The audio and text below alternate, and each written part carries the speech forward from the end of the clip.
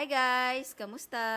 Samahan nyo nga pala kami guys, akyatin yung Mount Talamitam. At habang nga binabaybay namin yung daan ay may nakita kaming puno ng bayabas. Lidali naman akong pumitas para naman may mga taha habang naglalakad.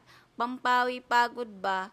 Guys, wag niyong kalimutan magdala ng tubig ha. Nga pala guys, nagtanong kami sa aming tour guide kung saan yung banayad na daan, puntang summit, at tinuro naman kami dito sa Landgrass. Nga lang may bayad 60 pesos per head. Pagdating sa Landgrass, may kupon magbabayad.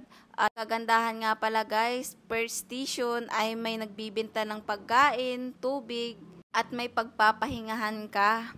May mauupuan ka. Yan guys, kunting pahinga lang kami tapos umakyat na din para naman makabalik ng medyo may araw pa. At nandito na nga pala kami guys sa taas, hindi ko nang nakunan yung paakyat, talaga namang paahon, maraming pagod yung naramdaman namin, maraming pawis yung tumagaktak sa amin, at ito na nga yung asawa ko, mukhang napagod talaga.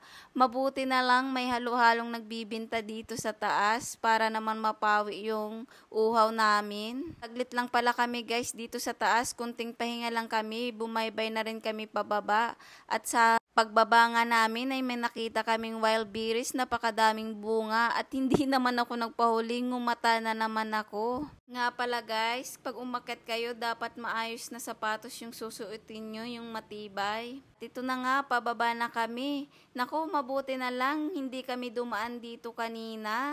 Kung ito yung dinaanan namin, baka hindi kami umakyat dahil medyo madulas nga yung lupa kahit hindi basa sa alikabok. At mabuti na lang din pala dito kami dumaan na din dahil maraming puno. At ito na nga guys, habang nagpapahinga kami, nagduduyan-duyan dahil natapos din namin yung mahirap na daan, at magpapaalam na ako guys. Thank you for watching!